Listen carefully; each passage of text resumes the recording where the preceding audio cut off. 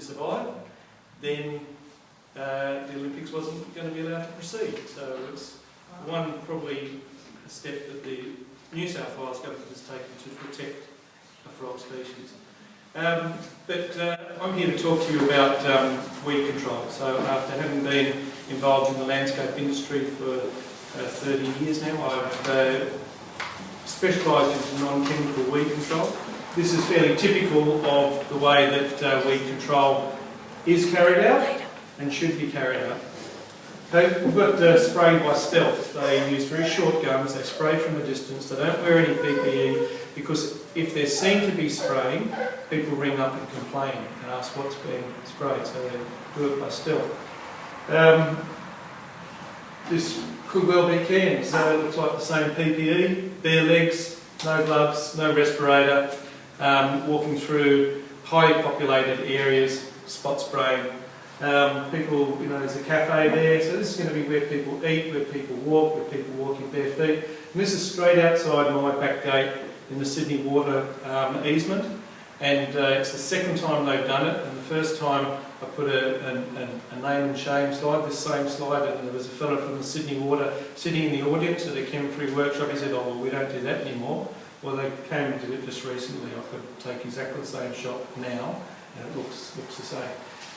Whereas when we used to look after Sydney Olympic Park, we used precautions. This is this photograph was used in our procedures sheet for how to apply herbicides.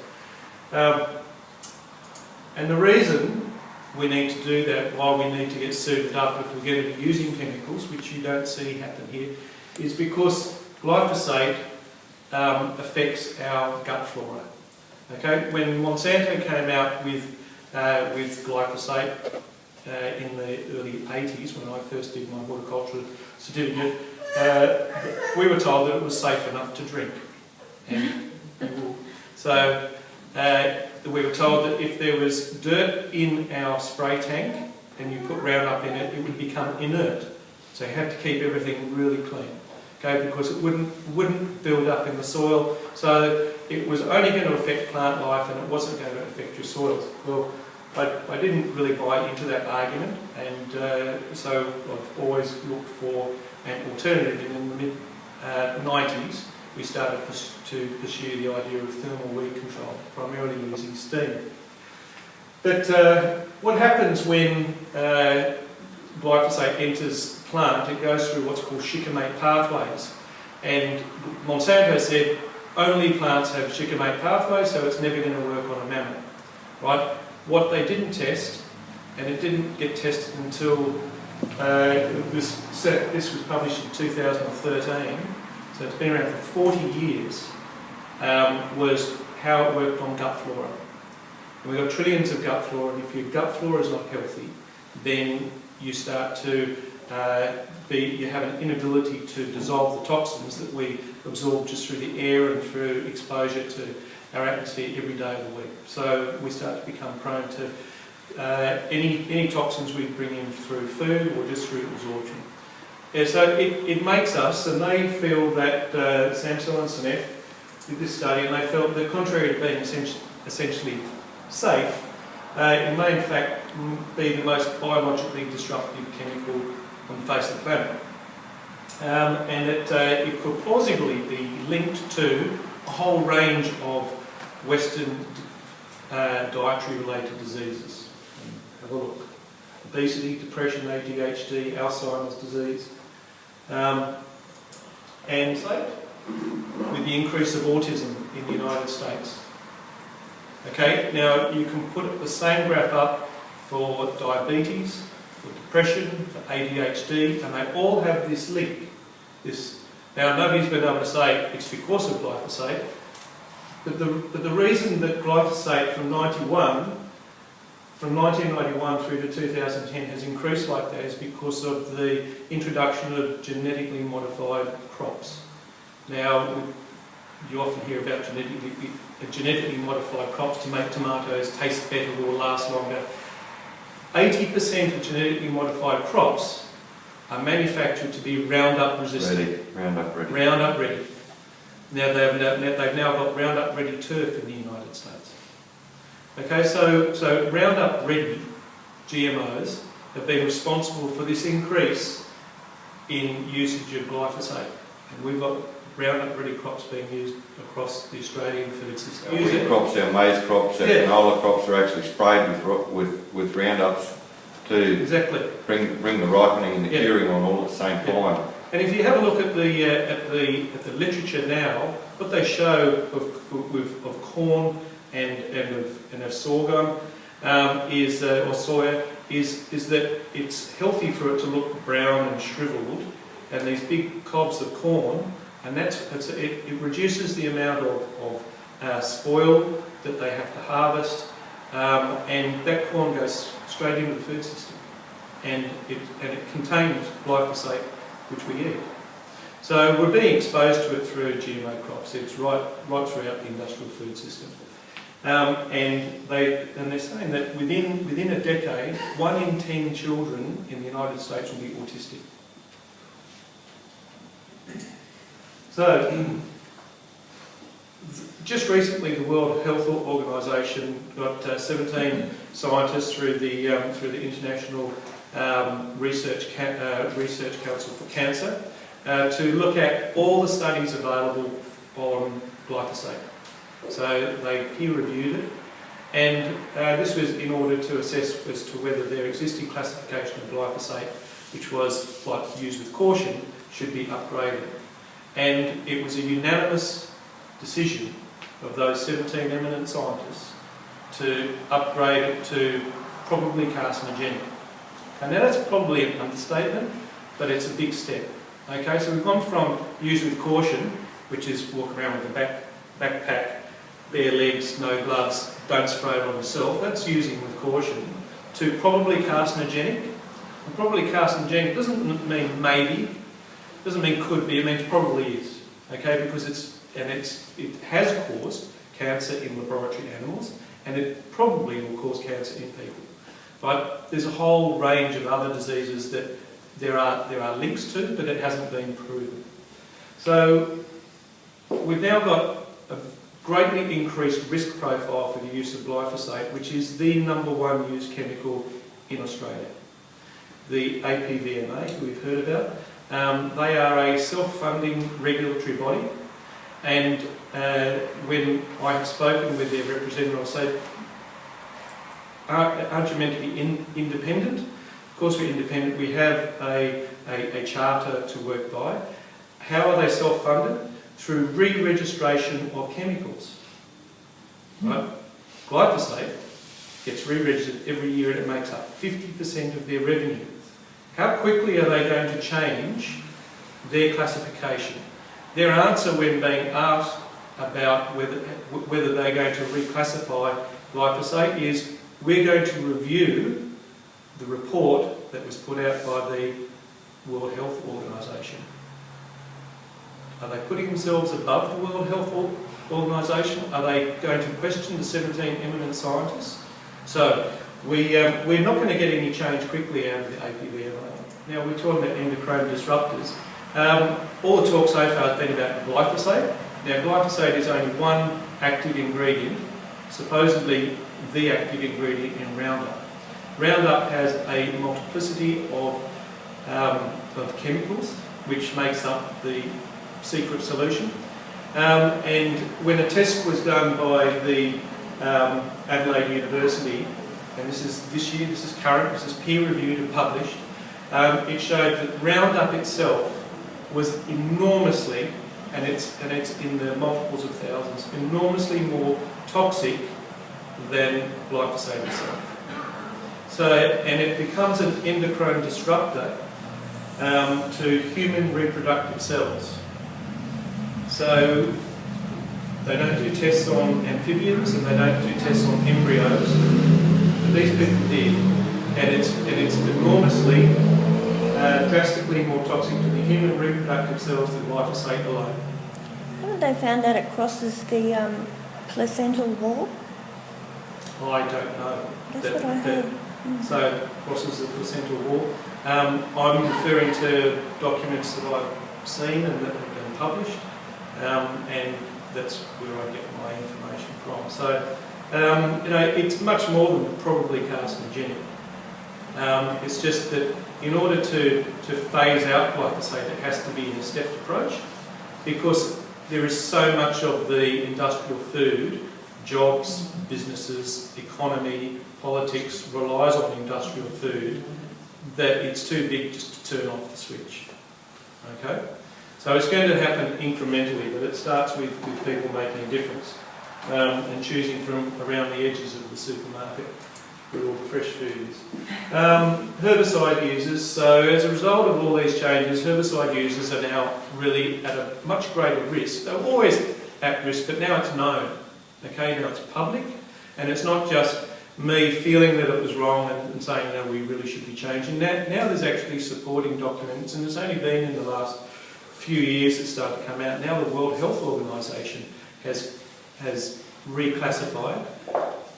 We've now got real leverage to actually make a difference, because the risk profile for councillors and for councils and for operators has really just stepped up a big step. Big compo bill, mate. Quite possibly. Quite possibly. If people don't change, I don't think they can be held. Asbestos all over again. Yeah, it is. Well, Leave it another 30 years. Yeah. So it may not be retrospective, but certainly this is public knowledge moving forward. Now, exactly the same as asbestos. So the increased risks, and this is what you need to go to your councillors and say, look, we know about this stuff, and you're spraying it, and you guys are spraying it, they don't have protection. Okay. If it comes over our property, we're going to sue you, because I don't want my kids, I don't want to be exposed to it. How are you guaranteeing that it's not drifting? What size animalisation are you using? How do I know that I'm not breathing it in when your guys are walking down with a backpack? Tarnish public image. If we want to be the sustainable council, if we're putting forward, we're an environmental council, how can you continue to use broad scale a chemical that's known to be carcinogenic in the public areas? Herbicide resistance, we share the podium with the US in having more glyphosate resistant species than any other country in the world. It's well up over 150 species are glyphosate resistant. And a local one that I've seen around here is the Farmer's Friend, Bidden's Pelosa. See a lot of places where it's being continually sprayed. It is resistant. You have so what do? We start to mix maybe a little bit of Bastarin or a bit of Simazine if nobody's looking, to just try and give it a bit more of a nudge. And that's I can't say it's commonplace, but I've had stories related to me that that's what is happening, because the straight solution doesn't work. So we've got public safety issues and increased administration and resource management costs. If each one of you was to ring in and say, don't spray around my area, don't spray outside of my door, the council has to respond to that. They are obliged not to spray in front of your property. And that causes them administration costs. So the more people that put their hand up and say, please don't spray this stuff in front of me, I just don't want anything to do with it, don't spray my playgrounds, don't spray our schools, is a way to make the council realise that they just cannot keep doing this. But so is of course increased OH&S risk, and then storm and potable water contamination.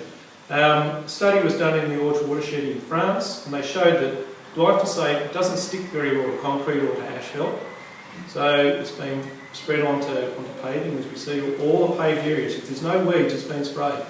Okay, it's sitting there. Now it'll sit there. It's got a half-life of 30 days, and if it hasn't hit the weed, it's hit the pavement. We only need about 5 millimetres of rain to lose about 30% of that straight into the stormwater. Okay, and we know that it's an endocrine disruptor. We know that it's carcinogenic. We know that once it gets into water, its half-life doubles. So it goes into salt water and it increases again. So save the reef. We don't know what the implications are. Nobody's testing for it. There's some threats to wildlife. These are all the hidden costs that the council doesn't take into consideration when they take the lowest cost contractor to manage their weeds. When they take the low cost approach, none of these costs are being factored in. They look at the cost of spraying, or wet snipping, or hand pulling, or steaming, and they say, well, the budget only allows us to spray. Okay? We all pay for these further down the track. So, what are the alternatives? Okay, so this is where I've spent my time specialising in. And in thermal, we've got two types of thermal, dry thermal and wet thermal. So hydro and dry thermal. And here's some examples of dry thermal.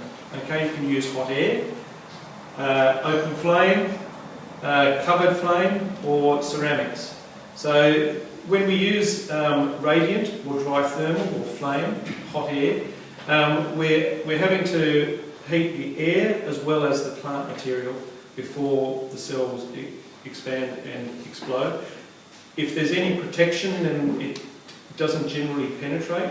So what we find is that whilst it's more mobile with your flame and these ceramics, you have to treat more often, and the residual isn't as long. Okay, so you might have to treat every 2 weeks. So you're doing a lot of repeat applications.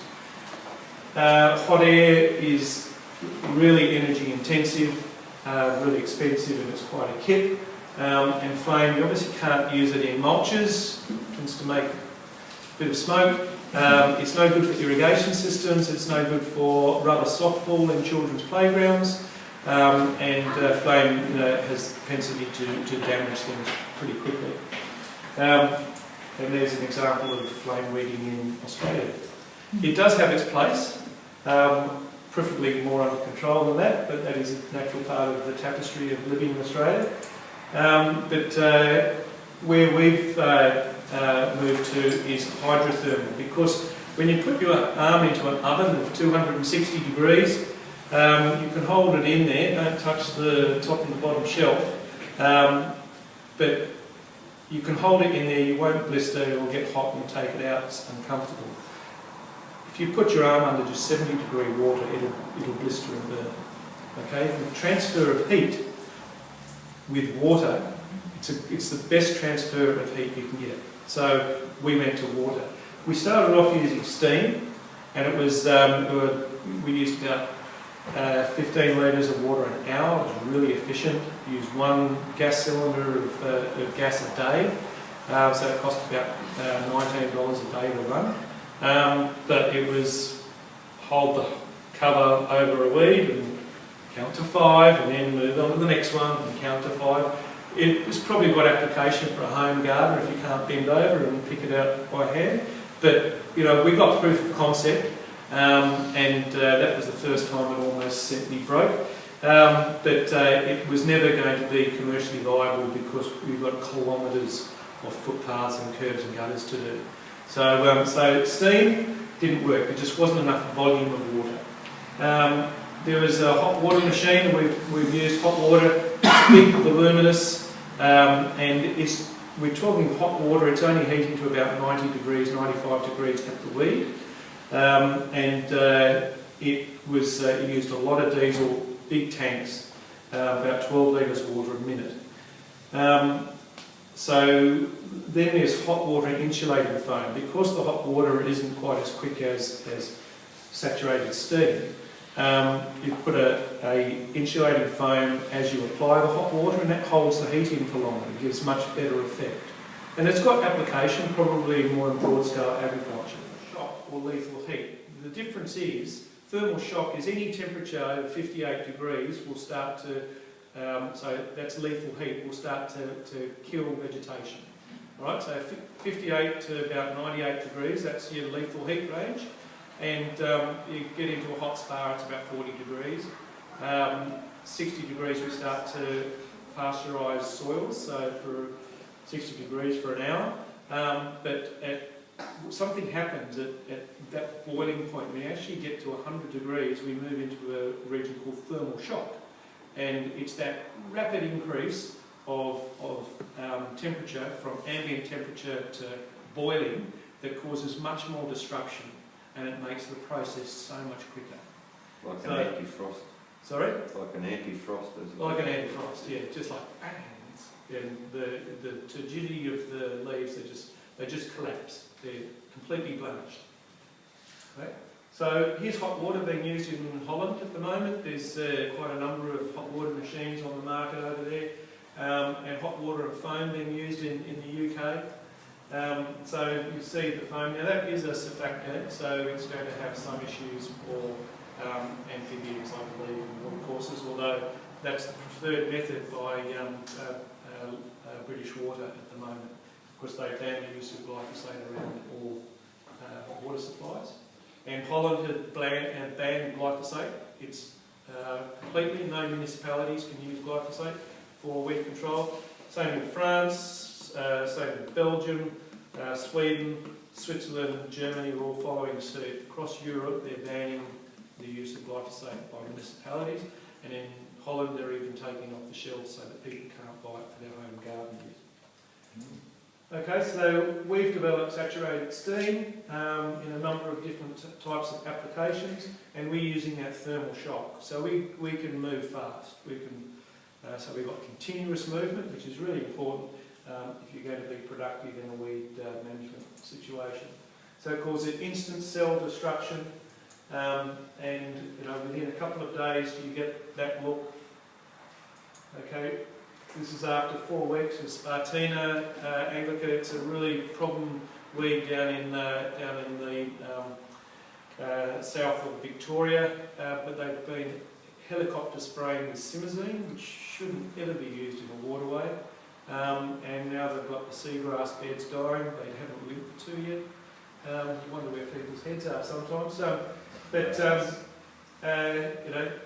My theory is if you start removing the seagrass beds through poisons and you get rid of all the fish, then the sharks start eating people instead of the fish. Well, they're doing that, yeah. Okay, so during treatment and 1 day after, this is Tradescantia, so it doesn't matter whether it's a grass or a succulent Tradescantia, it still has the same effect. It still blasts the soils apart. Okay, you can use it around tree roots in street trees. Because we've got a continual movement, we don't penetrate deep into the soil. One of the advantages is that we don't penetrate deep into the soil, so you can use it around horticultural crops and around your street trees, around your fruit trees, even in between vegetables, around garlic. You can encapsulate the heat without damaging the horticultural roots. What is saturated steam? So, good question. I'll explain that now. Saturated steam is when you superheat water, and we pressurise the water to about 1,000 psi. And when you pressurise water, you raise the boiling point. Okay, so we heat it to 120 degrees, but it's not boiling because we've raised the boiling point. It's under pressure. Okay, so it's under pressure. We push that all the way down the pipe to the applicator head, and this is the part we've patented. Is we've got a restriction to maintain that back pressure, and within the applicator head it gets exposed to ambient pressure and it explodes because once it gets exposed to ambient pressure, the temperature the boiling point drops back down to 100, so it explodes into what's called saturated steam. Because it's in a confined area in our stainless steel nozzles, all the pressure is taken out, it gets delivered as boiling water, and you can hear it's like a cappuccino. So is that much like an atomisation in a diesel injector in a sense? Yeah, I suppose so. Yeah, okay. But it's under pressure and then it atomises as it comes through, and so it's exploding into saturated steam. Then it coalesces back into a stream of boiling water, which is applied to the weeds, and it gives us that forward movement and instant cell destruction. So you're saying that it'll grow back within 2 weeks? So say no. With hot water and with flame, you'll get it growing back within 2 weeks. But because of the balance of the amount of water and the intense heat that we're applying, we get generally between 4 and 12 weeks before we go back. So in the Sydney microclimate, we treat 7 to 8 times per annum. We get the streets cleaner than neighbouring councils, which are using herbicide. So we have less weeds in our areas. We also have less species because we've killed the seed bank, so we have less weeds to kill than neighbouring councils that continue to use glyphosate.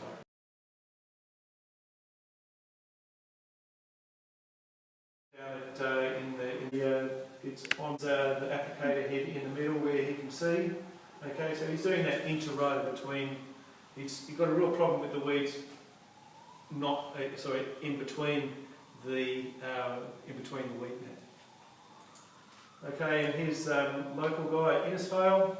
So it's the front of the tractor. He can switch between having it go to his applicator guns at the back or to his Rotec head at the front. Okay, and that's the way he just converted an old spray tank, just extended the trailer, put the machine on the back, and he can pump to the front or to the back, and have a couple of guys operating. So he's growing wonderful organic bananas. Are you in a position where you could tell us who that is? Just because I'd like to have him speak at a quite a minute. Yeah, that's Luke McCarthy. Luke McCarthy. Yeah, at Innisfail. Yeah, he's just up in the hills behind Innisfail. I'll give you his number if you want. Yeah, he's away at the moment. I was meant to see him on Friday, but he's got caught in Bali. So he's not so busy weeding now. Yeah, that's right. He's in Bali. He'll be back. He'll be back next. It's all the money. He's saved up chemicals. Yeah. So here's the current situation with Cairns Council, or in fact all of the councils around here. All right, their pesticide use policies. They generally include, and this is typical for every single council. Councils adopt an integrated pest management approach, which ensure pesticide use is implemented as a last option. Okay, so that will be their general policy, and they will all tell you that we use best practice. Okay, the majority of pesticide use, I can guarantee you, consists of using glyphosate or Roundup, and that in New South Wales. You have to notify people if you're going to be using a pesticide by putting a notification on a website and putting signage up. Now, the way they get around that is that they classify glyphosate as a low-impact pesticide, such as glyphosate or Roundup, so that non-programmed, low-impact pesticides, such as Roundup, is widely used as required, and in one case it was along with 2,4-D herbicide. So that was taken off not one of your local councils, but another council's policy statements. So now, what they're still relying on, what all councils are still relying on, is the APVMA classification, which is use caution. Okay, they say it's still the safest according to the APVMA. So they will continue to say that, well, they are using the least impact. Right? What I would argue with them is that, well, actually, if you're going to be using it as a last resort, there are councils already using steam, so there is now an alternative. Of course, they could also use whipper snipping, they could use hand weeding, they could use vinegar, pine oil, pelargonic acid. There's a whole range of alternatives. So to hide behind the APVMA, when there's all this other information known now about and publicly available through the internet of the hazards of glyphosate, it's really time to rattle a few doors and let the council know that it's not good enough. Okay, because it's your rates, it's your footpaths, it's your assets, and it's your children's exposure.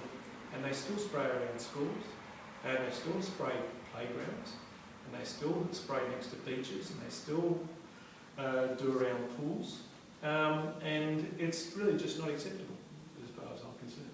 And how about the re-veg around the creeks and rivers with land care and things like that? Yeah, look, there are alternatives, and there's a really progressive group of councils over in Western Australia about to undertake a pilot program over the next 12 months to show their land care people, or to actually do some benchmarking and see what difference it makes when they do steam and mulch as opposed to spray and mulch. They actually want to remove spray out of the equation because they don't want the spray in those areas. But look, it's a really low-cost, convenient approach is to be able to put a backpack on and go through. But there is a really strong case to look for the alternatives. There are been presenting with other providers of non-toxic weed control around Australia. Some use grazing, either with cattle or goats, and they're dispelling the myths about goats. And goats are very good bush regenerators because they're very selective about what they eat, and they generally don't like the natives. There's a really good pastoralist in southeast Queensland, over in the plains, who's been managing a lot of the weeds that they're having trouble with clinically, using alternative grazing techniques and restoring native grasses through grazing techniques. And there's bush regenerators that they've developed great tools and which have made the job easier for dune restoration. And there's a guy that's using total solarisation to bake roots and stumps of trees instead of doing cutting and frilling. It's just a matter of changing the paradigm about how we do it. And you know, being stewards of the earth is a really honourable job. You can train people. It should be, you know, we should have a green army. I don't want to use, you know, the green army should be managing weeds, okay? Because it's a skill that's required. It's a job that needs to be done for aesthetics and for asset management, and for biodiversity and a whole range of really valid reasons. But it doesn't necessarily need to have a ChemCert certificate and poison to do it. Okay, so instead of going for the low-cost chemical addiction approach, we should be moving to a let's employ people to do this more culturally.